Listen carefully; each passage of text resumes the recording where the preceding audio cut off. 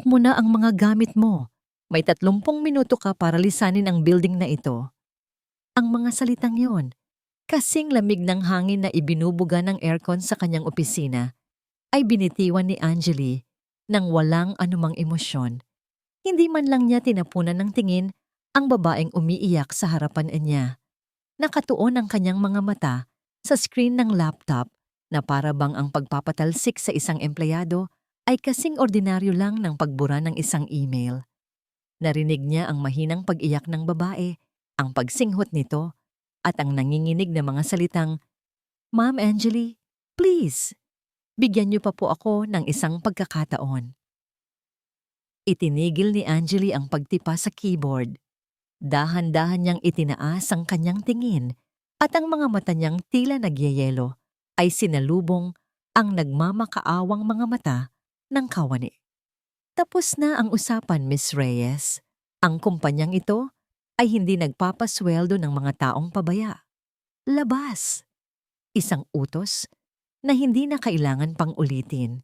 Sa pag-alis ng kawani, isang nakabibinging katahimikan ang bumalot sa buong palapag. Walang nangahas na mag-angat ng tingin. Ang lahat ay nakayuko sa kani-kanilang mga mesa, nagkukunwaring abala.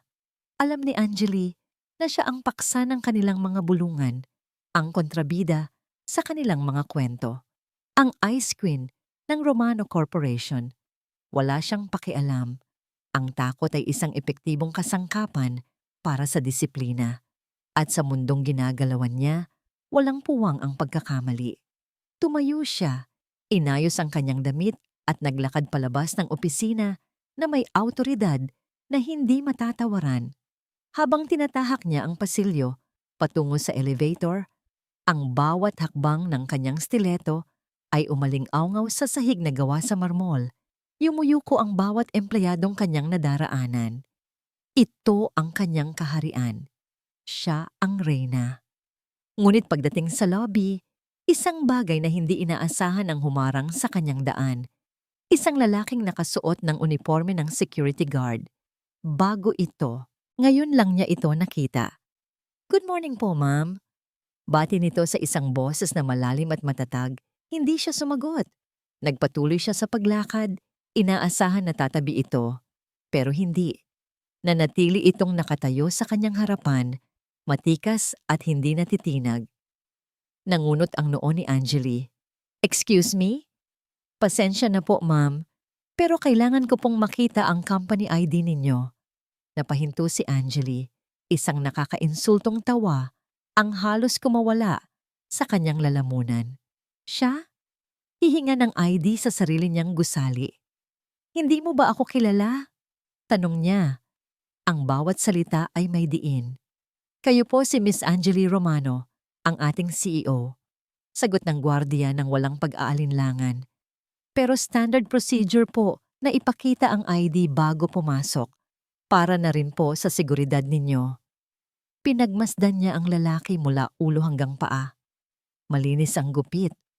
Malapad ang mga balikat na bumabagay sa suot nitong uniforme. May matangos na ilong at makapal na kilay. At ang mga mata nito, diretso kung tumingin, walang bahid ng takot na karaniwan niyang nakikita sa mga empleyado niya. Isang inis ang biglang kumulo sa kanyang dibdib. Isang inis na may kasamang isang bagay na hindi niya mapangalanan. "Iyon ba ang pangalan ko?" Sarkastiko niyang tanong. "Kung ganoon, bakit mo pa kailangan ng ID?" Hindi nagbago ang ekspresyon nito. "Patakaran po, ma'am. At sino ka para ipatupad sa akin ang patakaran?" "Vincent po. Bagong security guard, ma'am. Vincent." Napansin ni Angeli ang paraan ng pag-igting ng panga nito habang nagsasalita. May pagtitimpi, pero mayroon ding hindi maikakailang katigasan ng ulo. Nakaramdam siya ng pamilyar na pagnanais na durugin ang ganitong uri ng pagsuway. Ngunit kasabay noon, isang kuryente ang tila gumapang sa kanyang sistema nang magtama muli ang kanilang mga mata. Mabilis niyang iwinaksi ang pakiramdam na yon. Padabog niyang kinuha ang kanyang ID mula sa kanyang bag at iwinasiwas ito sa harapan ng mukha ng lalaki. "Ayan, masaya ka na." Kalmado lang itong tumango. Salamat po, ma'am. Ingat po kayo. Nilampasan niya ito nang hindi na muling lumilingon, ngunit ramdam niya ang mga mata nito na nakasunod sa kanyang likuran. Pagpasok sa elevator, sumandal siya sa malamig na pader na metal at napapikit. Bakit ganoon na lang ang epekto sa kanya ng simpleng pagharap na yon? Dapat ay binaliwala lang niya ito. O di kaya'y tinawag ang head of security para tanggalin agad ito sa pwesto. Pero hindi niya ginawa. Pagdating sa kanyang penthouse office, sinubukan niyang ibalik ang atensyon sa trabaho. Binuksan niya ang mga report, tiningnan ang mga numero. Ngunit ang imahe ng security guard na iyon, si Vincent, ay pilit na sumisingit sa kanyang isipan. Ang seryoso nitong mukha, ang matatag na boses, ang mga matang hindi natatakot sa kanya. Isang oras ang lumipas at hindi pa rin siya mapakali. Isang bagay sa loob niya ang hindi matahimik. Kailangan niyang malaman. Kinuha niya ang telepono. Isang pindot lang at sumagot ang pinuno ng HR. Sir, ipadala mo sa email ko ang 201 file ng lahat ng bagong security personnel na na-hire nitong nakaraang linggo. Utos niya. Ngayon na. Hindi na niya hinintay ang sagot. Ibinaba niya ang telepono at muling humarap sa kanyang laptop. Ilang sandali lang. Isang email notification ang lumabas. Binuksan niya ang mga kalakip na dokumento. Isa-isa niyang tiningnan ang mga pangalan at litrato hanggang sa makita niya ang pamilyar na mukha. Vincent De Leon. Sinimulan niyang basahin ang kanyang personal na impormasyon. Edad, dates, taga-probinsya, mga karaniwang detalye. Ngunit nang umabot siya sa bahagi ng educational attainment, napahinto siya. Nanlaki ang kanyang mga mata sa nabasa. University of the Philippines, Diliman Course, Bachelor of Science in Civil Engineering. Status, undergraduate, isang estudyante mula sa pinakamahusay na universidad ng bansa. Isang engineering student. Pero, bakit isa lang siyang security guard? Napahigpit ang hawak niya sa mouse. Ang lalaking humamon sa kanya kanina ay hindi lang pala basta isang gwardiya. Mayroon itong isang kwento. At sa hindi malamang dahilan, bigla niyang naramdaman ang matinding pagnanais na alamin kung ano yon. Grabe ka pare. Unang araw mo pa lang, binangga mo na agad ang Reyna. Halos maibuga ni Vincent ang iniinom niyang kape sa sinabi ni Rico, ang kasamahan niyang gwardiya. Nagpapahinga sila sa maliit na pantry malapit sa security station. Anong binangga? Ginawa ko lang ang trabaho ko. Sagot ni Vincent. Bakas pa rin sa boses niya ang inis. Patakaran ay patakaran. Porket siya ang CEO, exempted na siya. Umiling si Rico habang nagsasali ng mainit na tubig sa sarili niyang tasa. Hindi mo naiintindihan, Vincent. Iba si Ma'am Angeli. Tinatawag siyang ice queen ng mga empleyado dito. Isang maling tingin mo lang, tanggal ka na sa trabaho. Sumimangot si Vincent. Wala akong pakialam. Sanay na ako sa mga mayayamang akala mo kung sino. Palibhasa, ipinanganak na may gintong kutsara sa bibig. Habang sinasabi iyon, isang mapait na alaala ang biglang sumagi sa kanyang isipan. Ang mukha ng kanyang ama, pagod at talunan, noong sinabi nito sa kanya ang mga salitang dumurog sa kanyang mga pangarap. Pasensya na anak, wala na tayong pera. Kailangan mong tumigil sa pag-aaral. Ilang taon na ang nakalipas, pero sariwa pa rin ang sakit. Ang pangarap niyang maging engineer, ang kinabukasang pinaghirapan niya sa universidad, lahat iyon ay naglaho na parang bula. Ngayon, heto siya, isang security guard na nagbabantay sa palasyo ng isang babaeng marahil ay hindi man lang alam kung ano ang pakiramdam ng magbilang ng bawat sentimo. Huwag mo na lang pansinin, pare. Iwasan mo na lang para walang gulo. Payo ni Rico.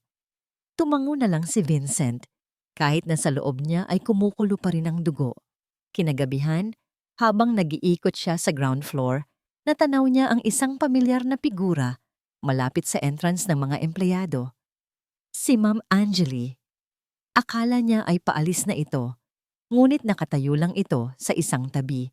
Tila may pinagmamasdan. Sinundan ni Vincent ang direksyon ng tingin nito. Nakita niya si Aling Nena, isa sa mga pinakamatandang janitress sa kumpanya, na hirap sa pagbubuhat ng isang malaking basurahan. Bigla itong natapilok at kumalat sa sahig ang laman ng mga plastic bag. Napailing si Vincent, kawawang matanda. Akmang lalapitan niya ito para tulungan ng may naunang kumilos. Napatangka siya. Si Angeli. Walang pag-aalinlangan, mabilis na lumapit ang CEO kay Aling Nena. Tinulungan niya itong tumayo. Ang boses nito ay walang bahid ng pagkabosi na narinig niya kanina. Okay lang po ba kayo, nanay? Narinig ni Vincent ang malumanay na tanong nito. Naku, ma'am. Pasensya na po, pasensya na po. Tila natarantang sabi ni Aling Nena. Huwag po kayong mag-alala, sabi ni Angeli. At sa harap ng nagtatakang mga mata ni Vincent, yumuko si Angeli at isa-isang pinulot ang mga nagkalat na basura. Tinutulungan ang matanda. Nakatago sa likod ng isang malaking haligi, hindi makapaniwala si Vincent sa kanyang nakikita. Ang Ice Queen, nagpupulot ng basura. Matapos nilang maayos ang lahat, may sinabi pa si Angeli sa matanda.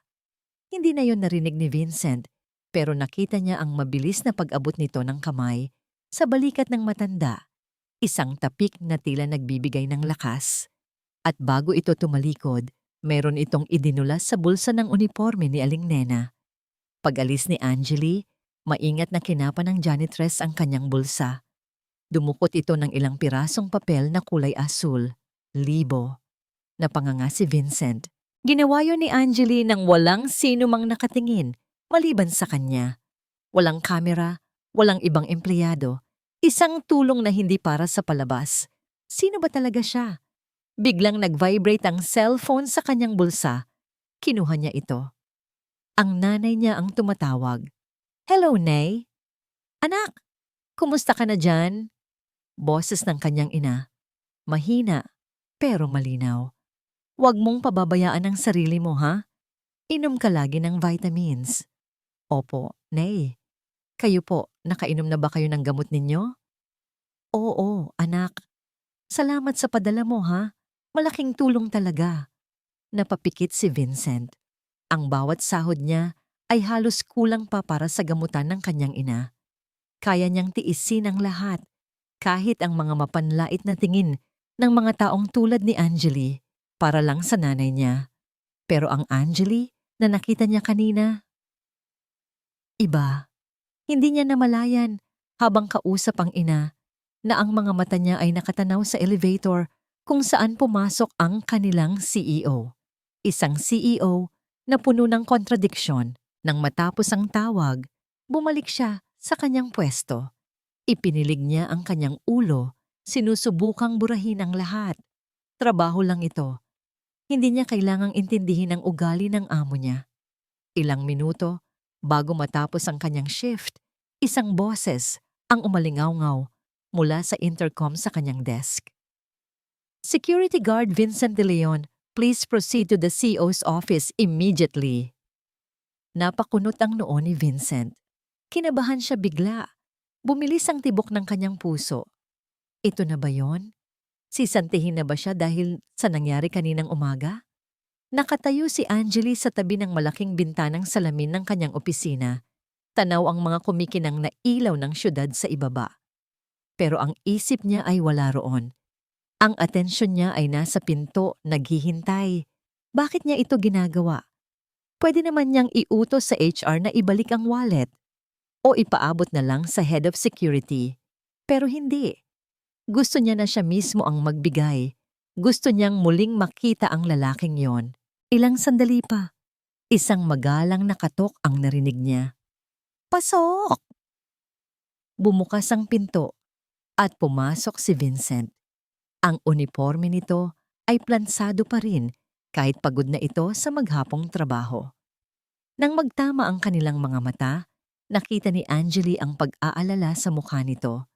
Malinaw na iniisip nitong may nagawa itong kasalanan. Isang bahagi niya ang natuwa sa ideyang kinakabahan ito sa kanya. Pinatawag ninyo daw po ako, ma'am? Tanong nito. Ang boses ay formal. Hindi muna siya sumagot. Dahan-dahan siyang lumakad patungo sa kanyang mesa at umupo. Pinapanatili ang kanyang aura ng kapangyarihan.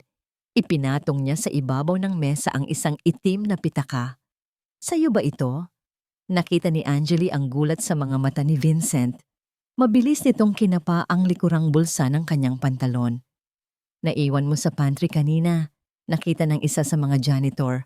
Paliwanag ni Angeli. Lumapit si Vincent sa mesa at kinuha ang pitaka. Salamat po, ma'am. Hindi ko man lang namalayan. Sa susunod, maging mas maingat ka, sabi ni Angeli. Hindi lahat ng tao sa building na ito ay mapagkakatiwalaan. Opo, ma'am. Salamat po ulit. Akma na itong tatalikod para umalis. Sandali. Pigil niya. Muli itong humarap, naghihintay. Civil engineering, sabi ni Angeli na para bang nagbabasa ng isang dokumento. Sa UP Diliman, pero hindi mo tinapos. Kitang-kita niya ang pagbabago sa ekspresyon ni Vincent. Ang pag-aalala ay napalitan ng pagkabigla at pagkatapos, isang bakas ng sakit na mabilis din nitong sinubukang itago. Tumigas ang kanyang panga. Bakit? Tanong niya. Mas malumanay na ngayon ang kanyang boses. Ilang segundo itong hindi nakasagot. Nagkaroon po ng problema sa pamilya, ma'am. Kinailangan ko na pong magtrabaho. Isang sagot na simple pero mabigat. Ramdam ni Angeli ang bigat sa likod ng mga salitang iyon. Ang mga pangarap na isinantabi. Ang mga sakripisyong ginawa. Tumango siya. Sige, makakaalis ka na. Yumuko si Vincent at walang imik na lumabas ng opisina. Naiwan si Angeli na nakatitig sa saradong pinto. Ang pag-uusap na yon ay nag-iwan sa kanya ng isang kakaibang pakiramdam. Ang lalaking iyon, sa kabila ng pagiging ordinaryong gwardiya, ay may lalim na hindi niya inaasahan. Nang gabing iyon, habang nag-iisa siya sa kanyang malawak at tahimik na penthouse, isang tawag ang gumambala sa kanya. Nakarehistro sa screen ang pangalan ng kanyang ama. Bumuntong hininga muna siya bago sumagot. Dad. Angeli, I hope you haven't forgotten about your dinner with Miguel Tan this Saturday. Ang boses ng kanyang ama, gaya ng dati, ay direkta at walang emosyon na para bang isang business transaction ang pinag-uusapan. Napapikit si Angeli, si Miguel Tan, ang anak ng isa sa mga kasosyo sa negosyo ng kanilang pamilya. Dad, I'm busy on Saturday. Then cancel it. This is more important. The Tans are essential for our expansion plans. This isn't about the expansion, Dad. This is about you trying to run my life again. I am trying to secure your future. Tumaas ang boses ng kanyang ama. Hindi ka na bumabata, Angeli. Kailangan mo ng isang lalaking ka-level mo. Hindi yung kung sino-sino lang. Hindi na nakapagtimpi si Angeli. And you think Miguel Tan is that man? Ang alam lang noon ay ang gumastos ng pera mo. Wala kang alam. Just be there. That's an order, not a request. At ibinaba nito ang telepono. Ibinato ni Angeli ang kanyang cellphone sa malambot na sofa. Napasabunot siya sa kanyang buhok. Galit. Pagod. Sawang-sawa na siya. Pumunta siya sa kanyang minibar at nagsali ng alak sa isang baso. Ininuman niya ito ng isang lagok. Mapait. Pero hindi kasing pait ng nararamdaman niya. Kumuha pa siya ng isa pa. At isa pa. Hanggang sa ang mga ilaw ng syudad sa labas ng kanyang bintana ay nagsimulang umikot. Lasing na siya. At sa kanyang kalasingan, isang mukha ang pilit na lumilitaw sa kanyang isipan. Ang mukha ni Vincent. Ang mga mata nitong hindi natatakot sa kanya. Isang desisyon na dulot ng alak at desperasyon ang biglang nabuo sa kanyang isip. Kinuha niya ang susi ng kanyang kotse, kinuha ang kanyang bag, at mabilis na lumabas ng kanyang unit. Nagmaneho siya sa mga kalsada ng gabi. Ang kanyang isip ay malabo, pero ang kanyang patutunguhan ay malinaw. Ang address ni Vincent na kanina pa niya sinasaulo mula sa 201 file nito. Huminto ang kanyang mamahaling sasakyan sa harap ng isang simpleng apartment complex sa isang ordinaryong subdivision. Napakalayo sa mundo niya. Ilang minuto siyang nakaupo lang sa loob ng kotse, nakikipagtalo sa sarili. Anong ginagawa mo dito, Angeli? Umuwi ka na. Pero hindi sumunod ang kanyang katawan. Bumaba siya ng sasakyan, ang mga binti ay bahagyang nanginginig. Hinanap niya ang unit number nito at huminto sa harap ng isang simpleng pinto. Nag-aalangan, itinaas niya ang kanyang kamay para kumatok. Nang bumukas ang pinto, bumungad sa kanya si Vincent. Wala na itong suot na uniforme. Isang simpleng t-shirt at shorts na lang. Gulat na gulat itong makita siya. Ma'am Angeli? Sa sandaling iyon, ang lahat ng pader na itinayo ni Angeli sa paligid niya ay gumuho. Ang alak, ang galit sa kanyang ama, ang kalungkutan. Lahat ay bumuhos. Naramdaman niya ang pag-init ng kanyang mga mata. At bago pa niya mapigilan, isang hikbi ang kumawala sa kanyang lalamunan. Nataranta si Vincent. Ma'am, okay lang po ba kayo? Hindi siya sumagot.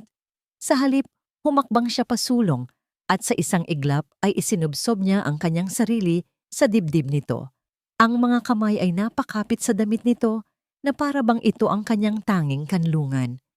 At bago pa man makapag-react si Vincent, itinaas ni Angeli ang kanyang mukha, hinawakan ang batok nito at ginawaran ito ng isang halik.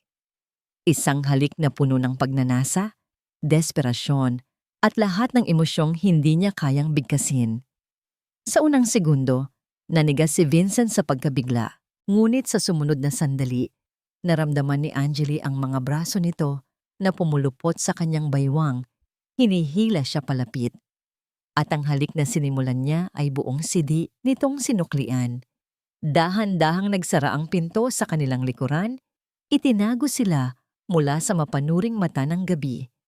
Sinag ng araw na tumatama sa kanyang mukha ang gumising kay Vincent. Dahan-dahan niyang iminulat ang kanyang mga mata. Kinusot ito at sinubukang alalahanin kung bakit parang ang bigat-bigat ng kanyang ulo.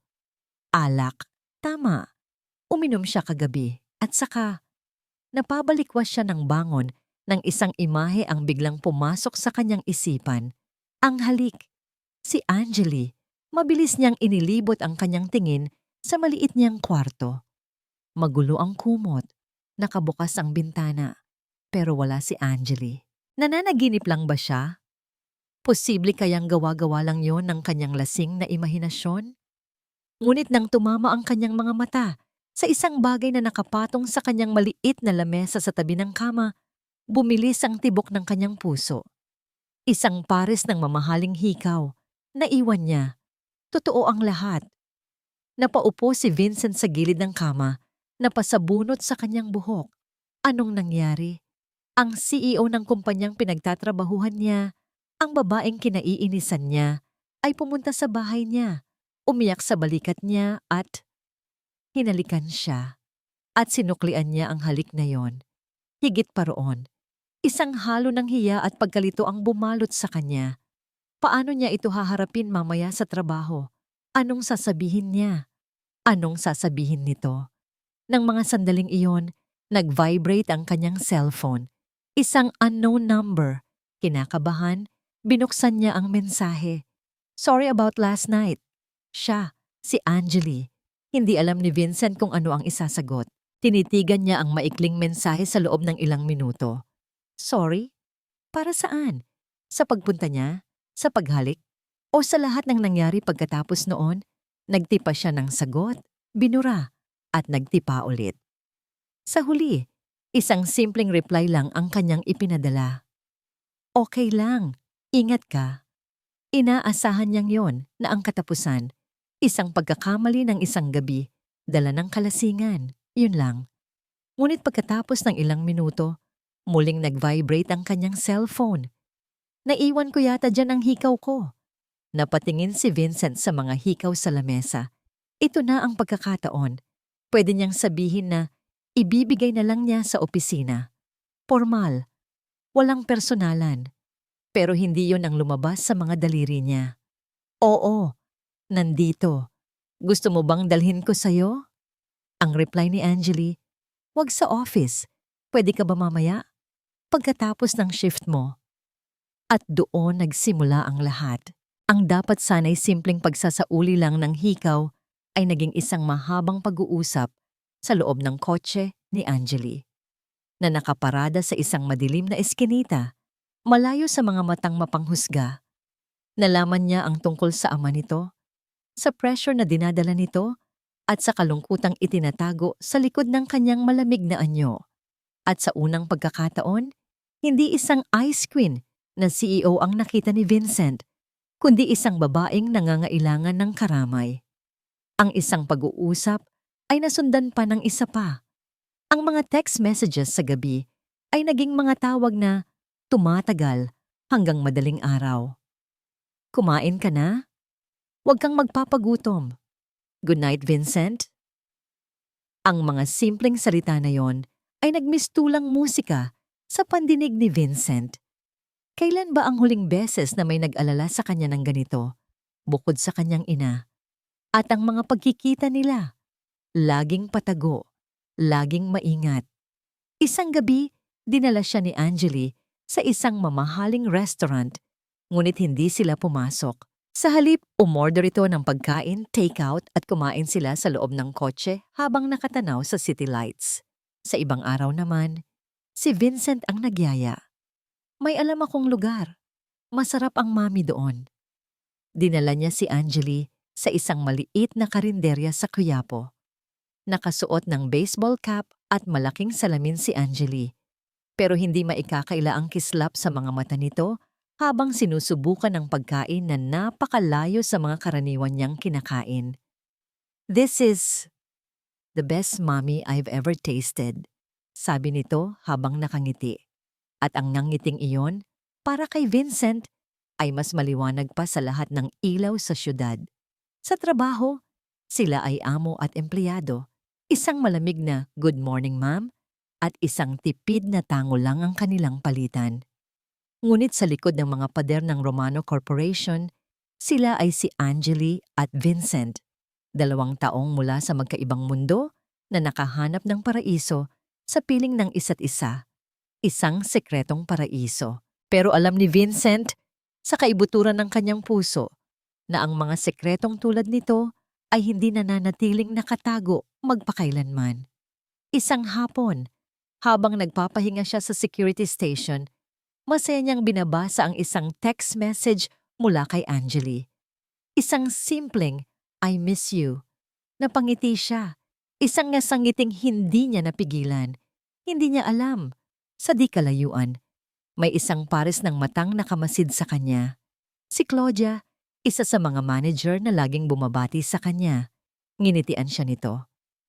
Ngumiti din si Vincent pabalik. Isang magalang na ngiti lang. Ilang sandali pa, habang naglalakad si Claudia sa lobby, nakita niya si Angeli na papalabas ng elevator. Kausap ang assistant nito. Seryoso ang mukha ni Angeli, ngunit nang kunin nito ang kanyang cellphone, isang maliit at halos hindi mahahalata na ngiti ang sumilay sa mga labi nito habang nagtatype. Napatigil si Claudia. Biglang nag-init ang kanyang mga mata. Ang nangiti ni Vincent kanina at ang nangiti ni Angeli ngayon, magkapareho. Isang masamang hinala ang biglang nabuo sa kanyang isipan. Hindi, imposible. Pero habang pinagmamasdan niya ang likod ng naglalakad na si Angeli, ang hinala ay dahan-dahang nagiging isang mapanganib na ideya. Isang meeting kasama ang board of directors, mga numero, mga graph, mga projections. Ito ang mundo ni Angeli. Ito ang dapat na nagpapatibok ng kanyang puso. Pero habang nagsasalita ang kanilang Chief Financial Officer, ang isip ni Angeli ay nasa ibang lugar. Nasa isang text message na natanggap niya kaninang umaga. "Mag-breakfast ka. Bawal magpalipas ng gutom ang reyna ko."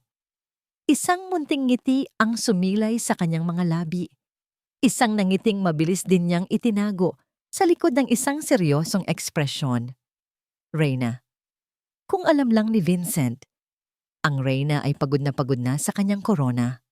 Ang tanging nagbibigay sa kanya ng lakas sa mga araw na ito ay ang mga sandaling kasama niya ito kahit na patago.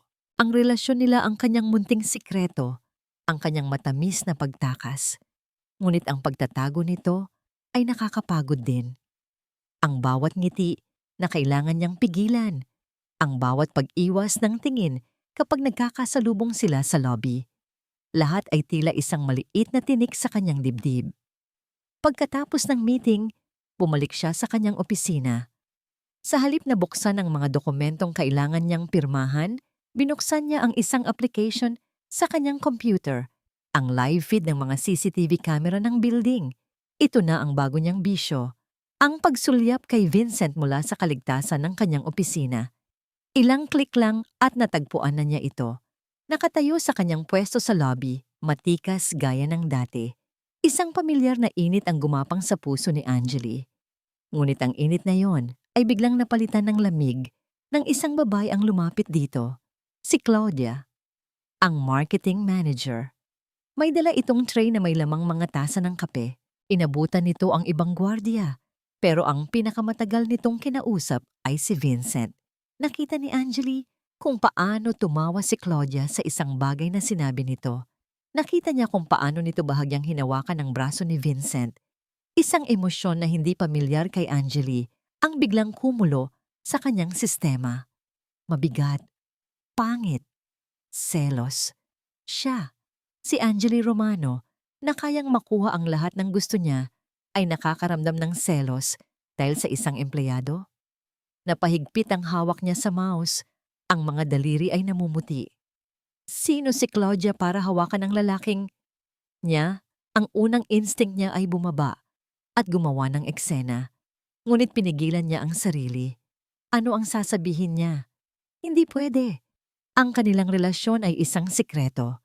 At sa sandaling iyon, naramdaman ni Angeli ang bigat ng sikretong iyon. Isa itong hawla. Kinagabihan, hindi na niya natiis. Hinintay niya si Vincent sa pinakatagong bahagi ng parking lot.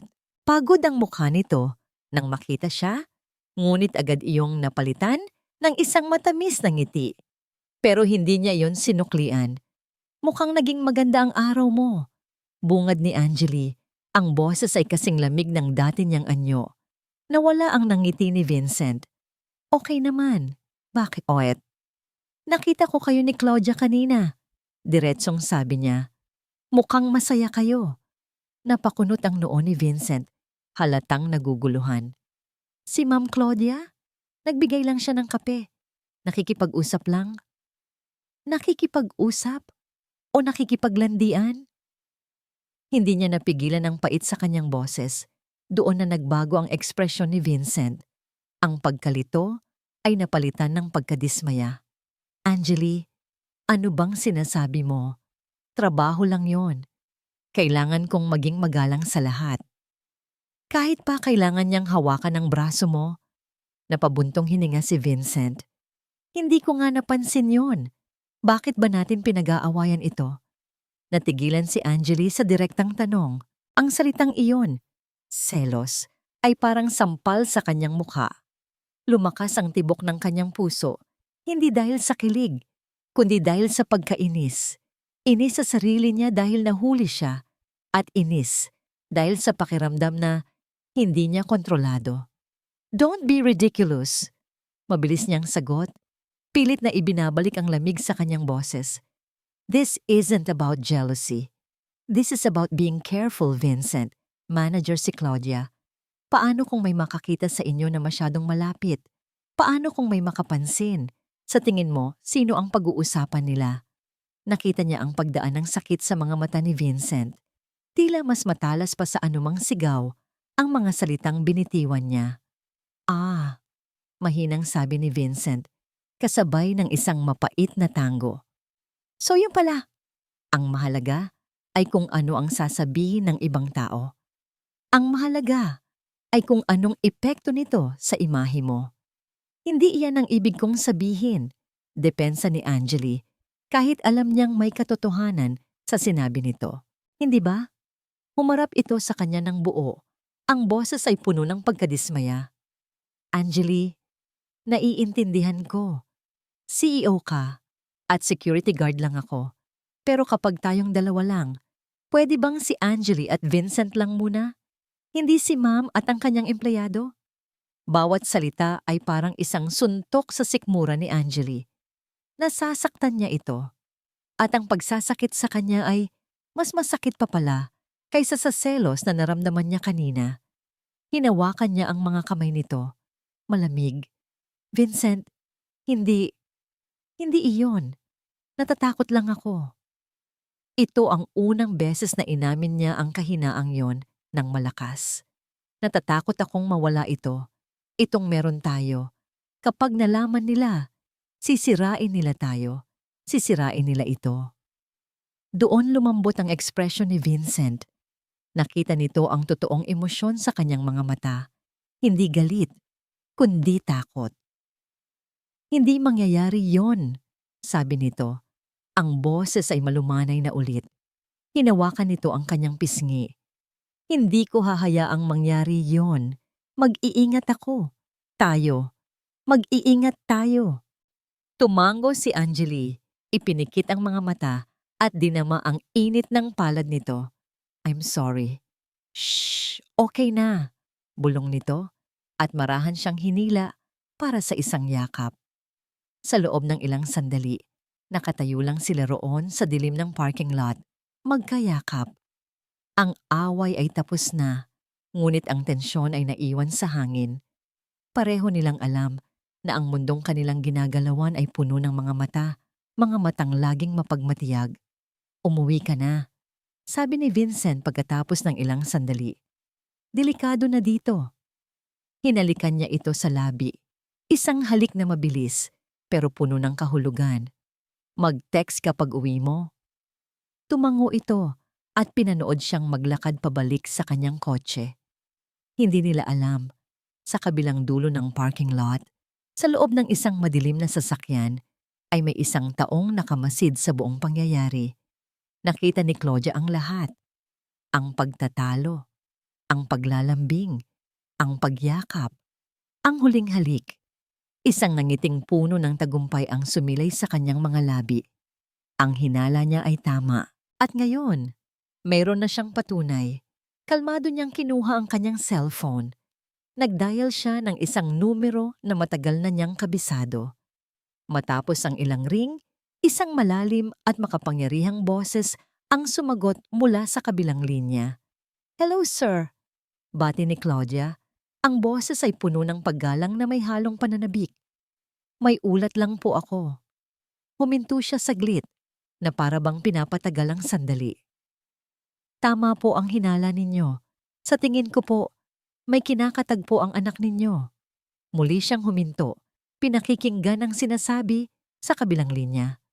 Opo, sir, sabi niya. Ang ngiti sa kanyang labi ay lalong lumapad. Isa sa mga security guard. Nasa kalagitnaan ng kanyang lunch break si Vincent, nakaupo sa isang bench sa labas ng building nang tumunog ang kanyang cellphone, isang email notification. Mula sa isang address na hindi pamilyar, puro numero at letra lang. Napakunot ang noo niya. Spam lang siguro. Buburahin na sana niya nang mabasa niya ang subject. Para sa security guard ni ma'am. Isang kaba ang biglang gumapang sa kanyang dibdib. Nanginginig ang mga kamay. Pinuksan niya ang email. Wala itong laman kundi isang maikling pangungusap at isang kalakip na larawan. Mag-ingat ka. At ang larawan, medyo malabo. Kuha mula sa malayo. Pero walang duda. Sila ni Angeli iyon, sa parking lot. Magkayakap. Para siyang binuhusan ng malamig na tubig. Hindi ito biro. May nakamasid sa kanila. May nakakaalam. Hindi na niya tinapos ang kanyang pagkain. Mabilis siyang nag-type ng text message kay Angeli. Urgent? Kailangan kitang makausap. Fire exit. 5th floor. Now. 5 minuto lang, naroon na si Angeli. Hingal na hingal at bakas ang pag-aalala sa mukha. Walang salitang ipinakita ni Vincent ang cellphone niya. Nanlaki ang mga mata ni Angeli. Napahawak siya sa pader para suportahan ang sarili. Sino? Sino ang nagpadala nito? Hindi ko alam. Anonymous. Sagot ni Vincent, ang boses ay mababa at puno ng galit. Siya na siguro to. Si Claudia. Pero wala tayong pruweba. Bulong ni Angeli, mas para sa sarili niya kaysa kay Vincent. Kahit anong gawin natin, sasabihin niyang gawa-gawa lang natin. Anong gagawin natin? Tanong ni Vincent. Ang pakiramdam ng pagiging walang magawa ay kinakain siya ng buo. Hinawakan ni Angeli ang kanyang kamay. Ang kamay nito ay kasing lamig ng yelo. For now, wala. We act as if nothing happened, pero kailangan nating maging mas maingat. Walang text, walang tawag, walang pagkikita maliban kung talagang kailangan. Naiintindihan mo. Isang mabigat na tango lang ang naisagot ni Vincent. Ang sekretong paraiso nila ay bigla na lang naging isang mapanganib na lugar. Kinahapunan, isang hindi inaasahang kaganapan ang yumanig sa buong lobby. Isang itim na luxury car ang huminto sa mismong entrance. Bumaba ang isang driver na nakauniporme at magalang na binuksan ang pinto sa likuran. Isang matangkad na lalaki, nasa mga 60s ang edad, na may suot na mamahaling suit, ang bumaba. Ang mukha nito ay pamilyar sa lahat mula sa mga business magazine. Si Mr. Alejandro Romano, ang ama ni Angeli. Ang hari. Ang buong lobby ay biglang tumahimik. Ang lahat ay napahinto sa kanilang ginagawa. Nasa pwesto si Vincent at siya ang unang sinalubong ng tingin ng matanda. Isang tingin na malamig, mapanuri at puno ng pagmamaliit. Na para bang isa lang siyang langaw na nakadapo sa isang malinis na pader. Maya-maya pa, nagmamadaling bumaba si Angeli mula sa elevator. Dad, you're here. You should have told me you were coming. Hindi pinansin ni Mr. Romano ang anak. Ang mga mata nito ay nanatiling nakatutok kay Vincent. Siya ba? Tanong ng matanda sa isang boses na sapat lang para marinig nilang tatlo. Dad, please. Pakiusap ni Angeli. Dahan-dahang lumapit si Mr. Romano kay Vincent. Tiningnan siya nito mula ulo hanggang paa. Ano ang pangalan mo, iho? Vincent de Leon po, sir. Vincent! Ulit ng matanda na para bang isang maduming salita ang binibigkas. Ikaw pala ang security guard. Ang diin sa huling dalawang salita ay parang isang sampal. Naramdaman ni Vincent ang pag-init ng kanyang mga pisngi. Ang kahihiyan. Ang galit. Gusto niyang sumagot. Pero pinigilan niya ang sarili. Tumingin siya kay Angeli, naghahanap ng suporta, ngunit nakita niya itong nakayuko, hindi makatingin sa kanya. At iyon ang mas masakit. Let's go, Angeli. We need to talk, sabi ni Mr. Romano, at walang lingon-likod na naglakad patungo sa private elevator. Sumunod si Angeli na parang isang maamong tupa. Hindi man lang siya sinulyapan. Naiwan si Vincent na nakatayo roon. Pakiramdam niya ay mas maliit pa siya sa isang langgam. Ngayon, malinaw na ang lahat. Ang agwat sa pagitan nila ni Angeli ay hindi lang pera o estado sa buhay. Isa itong malawak na karagatan at ang ama nito ang dambuhalang pating na nagbabantay dito. Samantala, sa loob ng opisina ni Angeli, sinara ni Mr. Romano ang pinto. Alam ko na ang lahat, Angeli. Dad, I can explain. Save it. Putol ng ama. I'm handling it. Sakto namang may kumatok sa pinto. Si Claudia. Sir, ma'am. Bati nito. Ngumiti si Mr. Romano. Ah, Claudia. Magaling. Magaling ang trabaho mo. Nanlaki ang mga mata ni Angeli habang pinapanood ang eksena. Wait. You know each other? Ikaw. Ikaw ang nag-utos sa kanya? Hindi sumagot si Claudia. Yumuko lang ito. Ang email kanina, galing sa inyo. Tanong ni Angeli sa ama. Hindi makapaniwala. That was just a warning. Malamig na sagot ni Mr. Romano. A warning you clearly ignored. Kaya ngayon, gagawin na natin ang dapat. Claudia. Sir? Gusto kong malaman ng lahat. I want them exposed. Utos ng matanda. I want this circus to end. Masusunod po, sir. Sagot ni Claudia. Isang munting ngiti ng tagumpay ang sumilay sa kanyang mga labi. Paglabas ni Claudia ng opisina, sinasadyang nabangga niya ang isang lalaking papasok sa elevator. Isang kilalang business journalist. "Oh my God, I'm so sorry," sabi ni Claudia habang nagmamadaling pinulot ang mga folder na nahulog at kumalat sa sahig. "No problem, Claudia. It's you," bati ng reporter. Sa pagpulot ng mga papel, isang folder ang bumukas at ilang litrato ang lumabas mula rito. Mga litratong mas malinaw. Kuha mula sa iba't ibang anggulo. Isa roon ay malinaw na malinaw. Ang halik nila ni Vincent sa parking lot. Napatingin ang reporter sa mga litrato. At pagkatapos, napatingin siya kay Claudia. Ang kanyang mga mata ay nanlalaki sa gulat at pananabik. Alam na niya. Hawak na niya ang pinakamalaking balita ng taon. Ang umaga ay nagsimula, tulad ng dati, para kay Angeli. Isang tasa ng itim na kape, isang mabilis na sulyap sa stock market, at ang pamilyar na bigat sa kanyang dibdib na dala ng mga salita ng kanyang ama kahapon. "I want this circus to end."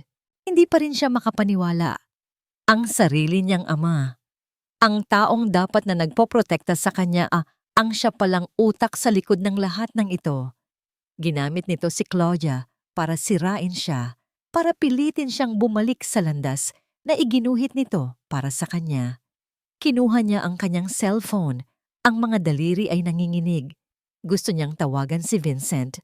Gusto niyang marinig ang boses nito. Gusto niyang sabihin na mag-ingat ito, na may mas malaking panganib na paparating. Pero pinigilan niya ang sarili. Walang text, walang tawag. Iyon ang usapan nila para sa kaligtasan nilang dalawa.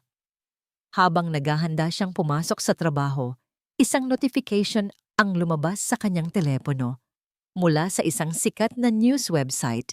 Karaniwan ay binabaliwala niya ito. Ngunit ang headline ay parang isang suntok na nagpatigil sa kanyang paghinga. Ice Queen in Hot Romance? Power CEO Angeli Romano. Nakuna ng mga larawan na kalapit ang sariling security guard. Nanlamig ang buong katawan ni Angeli. Nabitawan niya ang kanyang cellphone. Sa isang iglap, gumuho ang kanyang mundo. Ang link ay naglalaman ng lahat. Ang mga litrato, malinaw, hindi maikakaila. Ang kanilang pagyayakap, ang kanilang paghalik. Mayroon pang mga kuha mula sa labas ng apartment ni Vincent na nagpapakita sa kotseng paparating at umaalis. May mga testimonya mula sa mga anonymous sources, mga empleyadong nakapansin daw sa kanilang kakaibang pagtitinginan.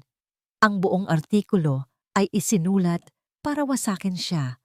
Pinalabas siyang isang hindi propesyonal na amo na sinasamantala ang kanyang empleyado. O mas masahol pa, isang desperadang babae na hindi makahanap ng lalaking ka-level niya. Kasabay ng pag-vibrate ng kanyang personal na cellphone ay ang sunod-sunod na pagtunog ng kanyang telepono sa opisina. Ang kanyang assistant, ang head ng PR, ang mga miyembro ng board. Hindi niya sinagot ang mga ito. Mabilis niyang sinubukan tawagan si Vincent. To hell with being careful. Kailangan niya itong makausap. Pero ang tawag ay diretso sa voicemail. Tumawag siya ulit. Voicemail. Isa pa. Voicemail pa rin. Napasigaw siya sa frustrasyon at galit. Isang sigaw na puno ng sakit. Ibinato niya ang isang unan sa pader. Bakit hindi ito sumasagot? Galit ba ito? Sinisisi ba siya nito? O baka natatakot ito? Pagdating niya sa opisina, ang eksena ay mas malala pa sa inaasahan niya. Ang lobby ay puno ng mga reporter, mga kamera, mga mikropono. Para silang mga buwitre na nag-aabang sa kanilang biktima. Kinailangan siyang i-escort ng security papasok sa private elevator. Sa palapag ng opisina niya, ramdam niya ang mga tingin, ang mga bulungan, ang mga mapanghusgang mga mata ng sarili niyang mga empleyado. Ang respeto na pinaghirapan niyang buuin sa loob ng maraming taon ay biglang naglaho, napalitan ng tsismis. Sa loob ng kanyang opisina, naghihintay ang kanyang assistant na si Belle. Namumutla ang mukha. "Ma'am, ang board po. Nagpatawag ng emergency meeting. Ang PR team po ay naghihintay ng statement ninyo. Ang mga reporters sa baba, cancel everything, utos ni Angeli. Ang boses ay nanginginig. Sabihin mo sa board, haharapin ko sila bukas. Sabihin mo sa PR, manahimik muna at paalisin mo ang mga reporter na yan. Pero ma'am, just do it, sigaw niya. Nanginginig na tumango si Belle at mabilis na lumabas. Naiwang mag-isa, napaupo si Angeli sa kanyang upuan, napasubsob ang mukha sa kanyang mga palad. Ito na ba yon? Ito na ba ang katapusan? Ang lahat ng pinaghirapan niya, masisira lang dahil sa pag-ibig. Tinawagan niya ulit si Vincent. Voicemail pa rin. Vincent, nasaan ka? Please, sagutin mo. Kailangan kita. Ngunit ang tanging sagot na natanggap niya ay ang nakabibinging katahimikan. Pakiramdam niya ay nag-iisa siya sa gitna ng isang napakalaking bagyo at ang nag-iisang taong pwede niyang kapitan ay bigla na lang nawala. Habang nakayuko siya sa kanyang mesa, ang pinto ng kanyang opisina ay bumukas ng walang katok. Isang figura ang pumasok, nagdala ng anino na bumalot sa buong silid. Itinaas ni Angeli ang kanyang tingin, ang kanyang ama. May dala itong isang folder at isang maliit na sobre. Walang emosyon nitong ipinatong ang mga yon sa kanyang mesa. Pinapili na kita noon, Angeli. Hindi ka nakinig. Malamig na sabi ni Mr. Romano. Kaya ngayon, wala ka ng pagpipilian. Binuksan ni Angeli ang folder. Isang pre-written resignation letter. At ang sobre, isang one-way plane ticket papuntang Europa. Aalis mamayang gabi. Mawawala ka muna habang hindi pa humuhupa ang issue. Ako na ang bahala sa kumpanya. Sabi ng kanyang ama. Iyon ay kung pipirmahan mo ang resignation letter at kung hihiwalayan mo ang lalaking iyon. Napatingin si Angeli sa kanyang ama. Ang mga mata ay puno ng luha at galit. At kung hindi, ang mukha ng kanyang ama ay tumigas. Kung hindi, sisiguraduhin kong hindi lang ang karir mo ang masisira, kundi pati na rin ang buhay ng security guard na yon. Ang ingay ng umaga sa probinsya ay ibang-iba sa ingay ng Maynila. Dito, ang maririnig mo ay ang huni ng mga ibon at ang kaluskos ng mga dahon, hindi ang busina ng mga sasakyan at ang walang katapusang daldalan ng mga tao. Ngunit para kay Vincent, ang katahimikan ay mas nakakabingi. Nasa ilalim siya ng isang puno ng mangga sa kanilang bakuran, nakatanaw sa malayo. Ang kanyang cellphone ay nakapatay, nakatago sa loob ng kanyang bag. Ayaw niya munang makausap ang kahit sino mula sa Maynila. Ayaw niya munang harapin ang mundong iyon. Umuwi siya ng madaling araw pagkatapos niyang makita ang balita. Ang mukha niya at ni Angeli nasa bawat newsfeed.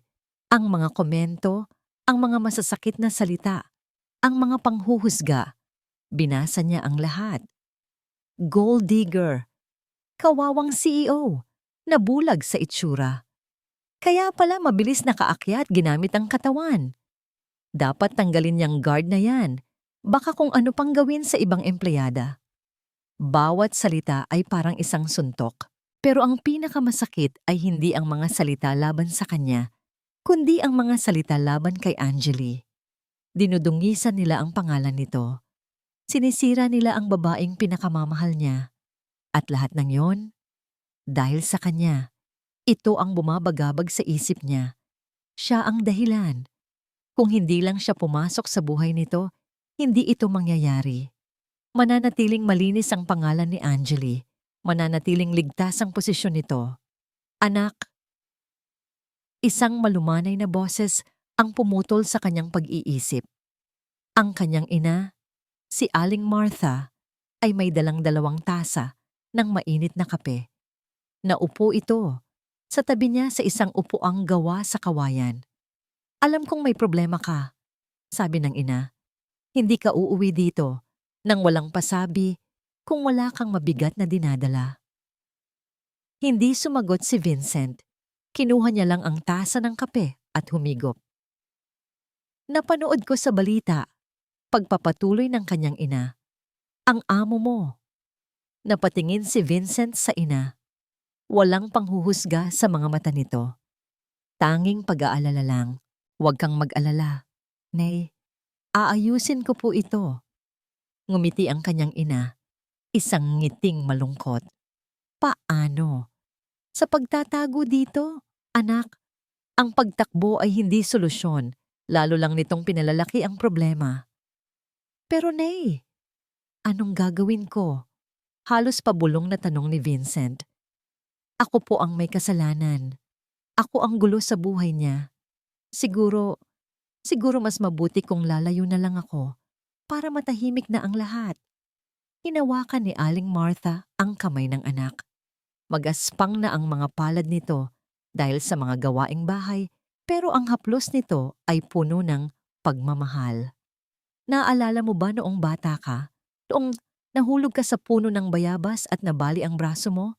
Tumango si Vincent. Iyak ka ng iyak. Sabi mo, ayaw mo nang umakyat ulit ng puno. Natatakot ka na. Pero anong sabi ng tatay mo sa'yo? Napaisip si Vincent.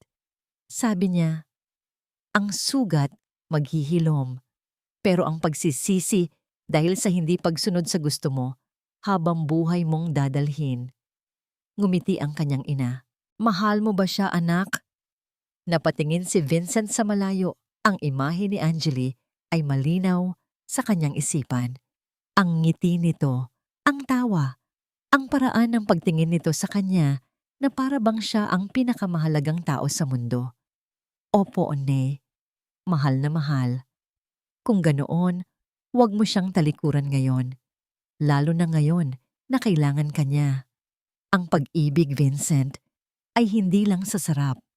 Mas sinusubok ito sa hirap. Huwag mong isipin na gulo ka sa buhay niya. Baka ikaw pala ang lakas na kailangan niya para harapin ang lahat ng ito. Ang mga salita ng kanyang ina ay parang isang liwanag sa gitna ng kadiliman. Tumagos iyon sa puso niya. Tama ang nanay niya. Anong klaseng lalaki siya kung tatakbuhan niya ang babaeng mahal niya sa oras na pinakakailangan siya nito? Muli niyang binasa ang mga masasakit na komento sa kanyang isipan.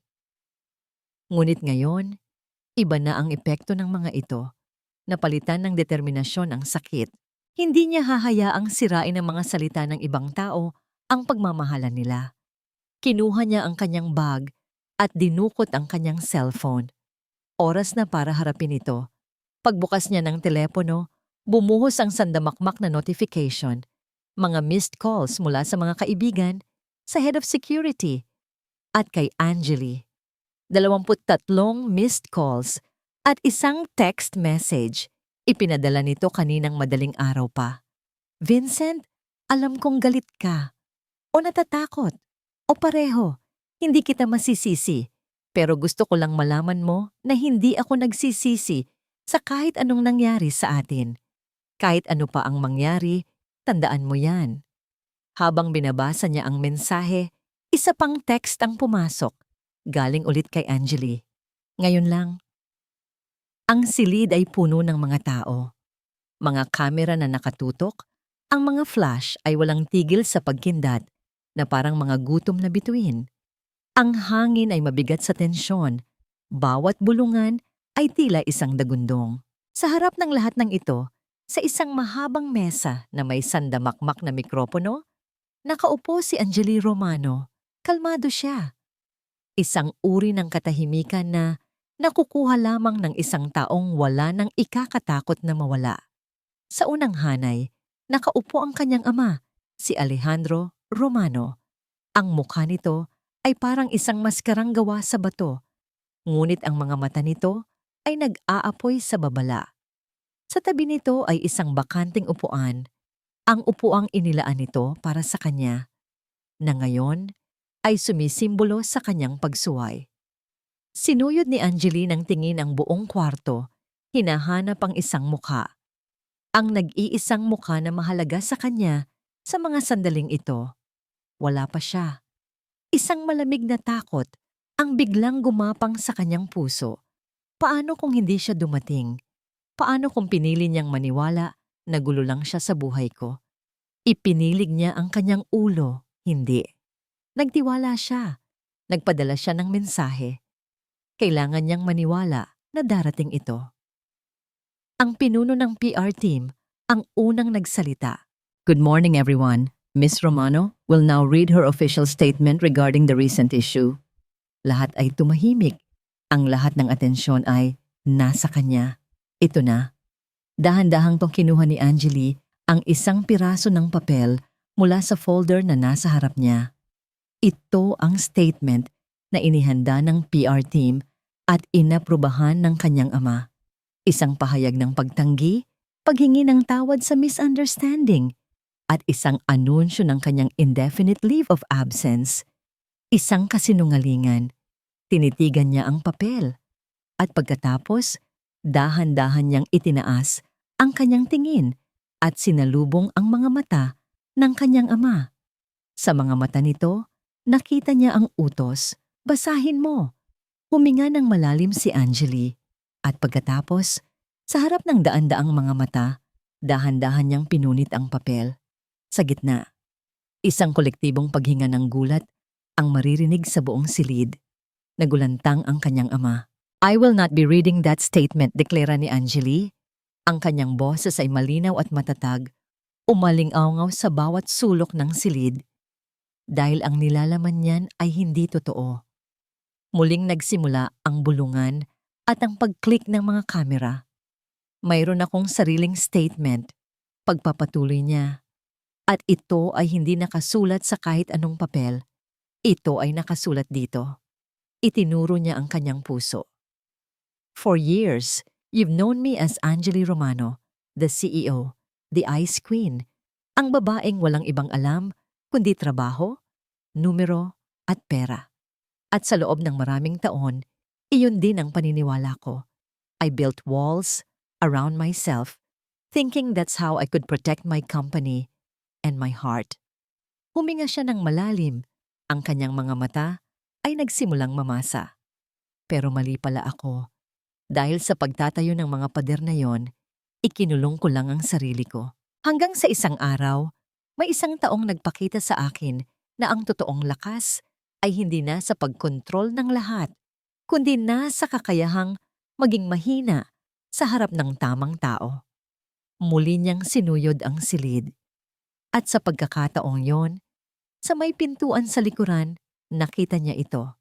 Si Vincent. Nakatayo roon, suot ang isang simpleng polo shirt, hingal na para bang tumakbo ito ng malayo. Nagtama ang kanilang mga mata at sa mga mata nito, nakita ni Angeli ang lahat ng sagot na kailangan niya. Pag-unawa, suporta, pag-ibig. Isang nangiti ang sumilay sa mga labi ni Angeli, isang ngawang ngiti na para lamang dito. Isang ngiti na nagsasabing, dumating ka. Tumango si Vincent, isang munting tango na nagsasabing, nandito ako. Hanggang sa huli, muli siyang humarap sa mga reporter, ang kanyang boses ay puno na ngayon ng isang bagong klase ng lakas. The news articles are true. I am in a relationship with one of our security personnel, Mr. Vincent De Leon. Pero hindi ito isang iskandalo. Ito ay isang kwento ng pag-ibig. I fell in love with his integrity, his kindness and his strength. He saw me not as a CEO, but as a woman. At minahal niya ako hindi dahil sa pangalan ko o sa pera ko, kundi sa kabila ng mga iyon. Maaring sa mata ng marami, hindi kami bagay. Maaring sa mata ng lipunan, ang aming pag-iibigan ay isang pagkakamali. But I stand here today to tell you, yeah, this is the most real, most honest thing I have ever felt in my entire life, and I will not apologize for it. I will not hide it, and I will definitely not give it up for anyone. Habang sinasabi niya ang huling mga salita, ang kanyang mga mata ay muling nakatutok sa kanyang ama, isang deklarasyon ng kalayaan. Bago pa man makapag-react ang lahat, isang reporter ang sumigaw ng tanong, Miss Romano, may mga usap-usapan na ito raw ay isang sabotahe para pabagsakin ka. Mayroon ka bang ebidensya dito? Napangiti si Angeli, isang ngiting matalim. Ito na ang huling baraha. Meron? Sagot niya. Actually, hindi lang ebidensya. Isa itong recording. Nag-signal siya sa kanyang assistant na si Belle, na kanina pa palang naghihintay sa gilid. Isang pag-click sa laptop at isang boses ang umalingaw-ngaw sa mga speaker. Ang boses ni Claudia. Opo, sir. Isa sa mga security guard. Sinundan ito ng boses ng kanyang ama. Gusto kong malaman ng lahat. I want them exposed. I want this circus to end. Ang buong silid ay napuno ng nakabibinging katahimikan. Lahat ng mga mata ay napabaling kay Mr. Alejandro Romano, na ngayon ay maputlang maputla. Hindi makapaniwala sa kanyang narinig. Tapos na ang laro.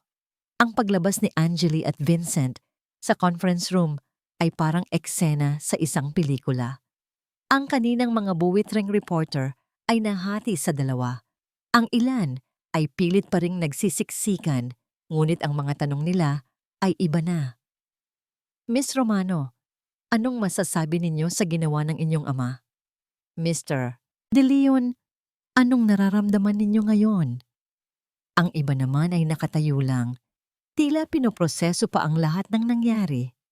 Ang kwento ay hindi na tungkol sa isang iskandalo. Ito ay naging kwento ng katapangan, ng pagtataksil, at ng isang pag-ibig na lumaban sa lahat. Hindi na sila sumagot.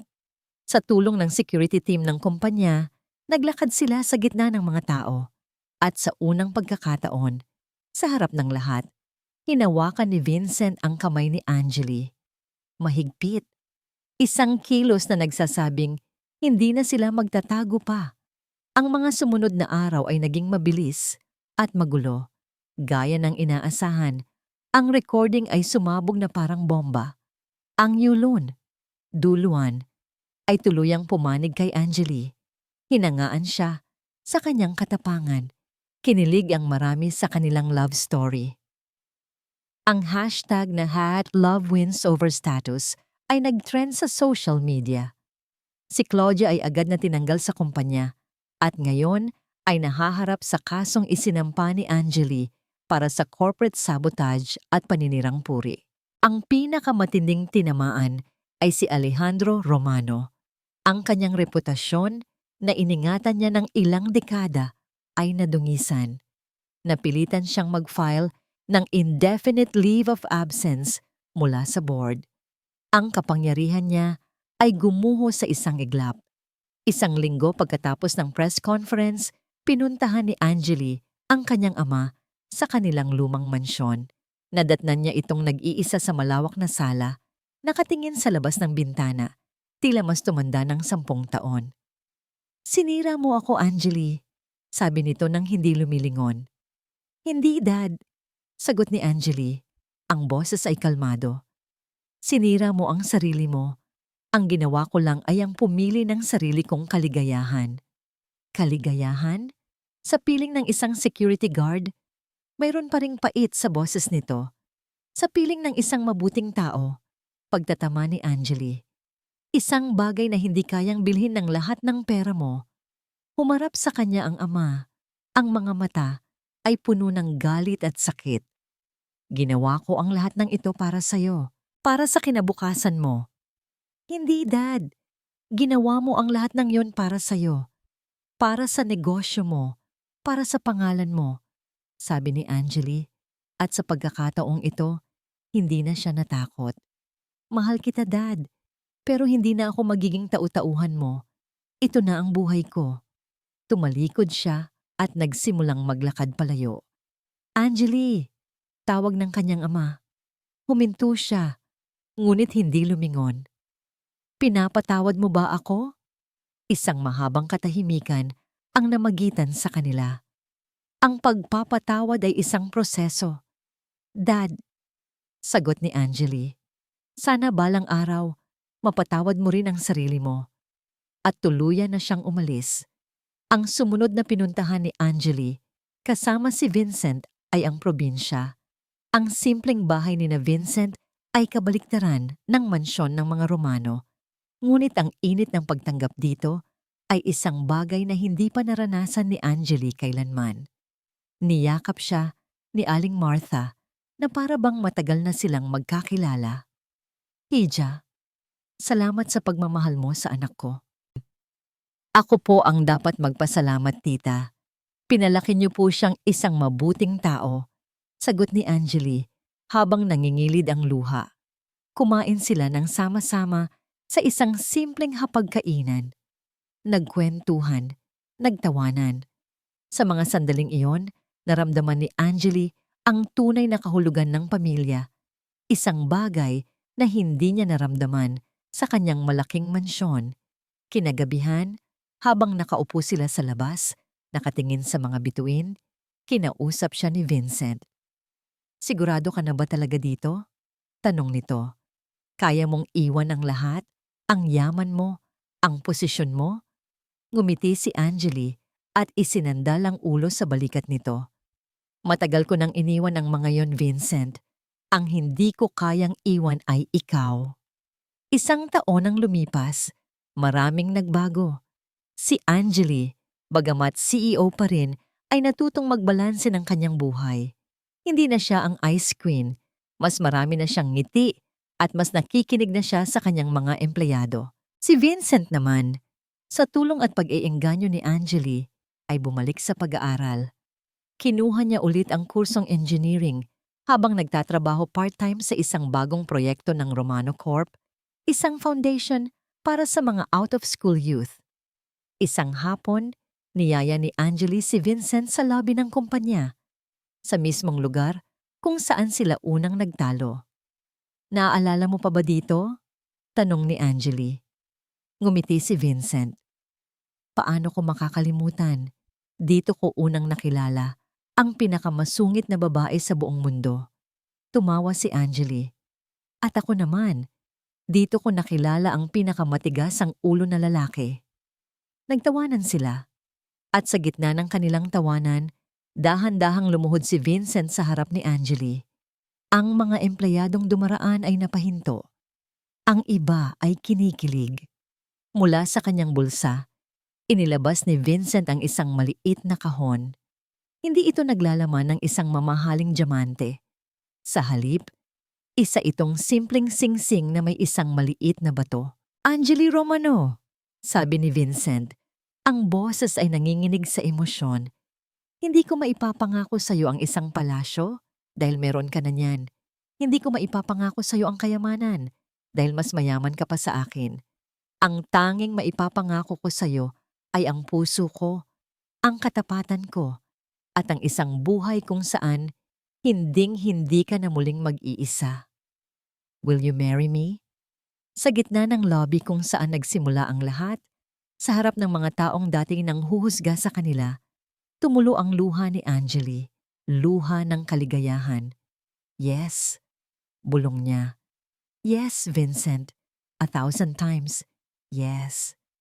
Ang araw ng kasal nila ay hindi ginanap sa isang malaking katedral o sa isang 5-star hotel. Sa halip, pinili nila ang isang maliit at tahimik na hardin sa Tagaytay, kung saan tanaw ang lawa ng Taal. Kakaunti lang ang bisita, mga piling kaibigan, ang buong pamilya ni Vincent at iilang tapat na kasamahan sa trabaho ni Angeli, kasama na si Belle. Habang naglalakad siya sa aisle, suot ang isang simple pero eleganteng puting bestida, nakakapit sa braso ng kanyang ninong.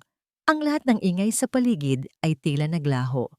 Ang tanging nakikita niya ay ang lalaking naghihintay sa kanya sa dulo. Si Vincent. Nakatayo ito roon, suot ang isang barong Tagalog, mas gwapo kaysa kailanman. At sa mga mata nito, nakita ni Angeli ang kanyang buong kinabukasan. Isang kinabukasang puno ng kapayapaan, pag-unawa, at walang hanggang pag-ibig. Nang magtagpo sila sa altar, hinawakan ni Vincent ang kanyang mga kamay. Mainit, matatag. Ito ang mga kamay na hahawakan niya habang buhay. Sabi nila, kabaliktaran daw tayo. Bulong ni Vincent bilang bahagi ng kanyang wedding vow, sapat lang para marinig nilang dalawa. Yelo ka raw, at apoy ako. Pero para sa akin hindi totoo yon. Dahil ang apoy, kayang tunawin ng yelo, at ang tubig mula sa natunaw na yelo, kayang patayin ng apoy. Balanse, ganoon tayo. Pinupuno natin ang pagkukulang ng isa't isa. Hindi na napigilan ni Angeli ang mga luha. Ikaw ang naging simula ng lahat para sa akin, Vincent.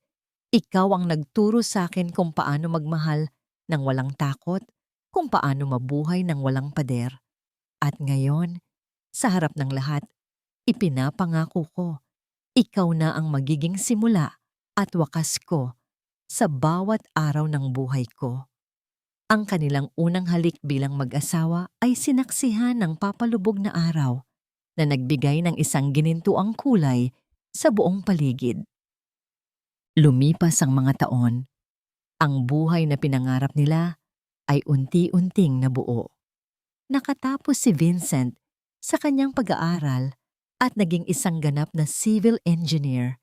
Ngayon, siya na ang namumuno sa foundation na itinatag ng Romano Corporation, nagtatayo ng mga paaralan at tulay sa mga liblib na lugar. Natagpuan niya ang kanyang tunay na layunin, ang pagtulong sa iba.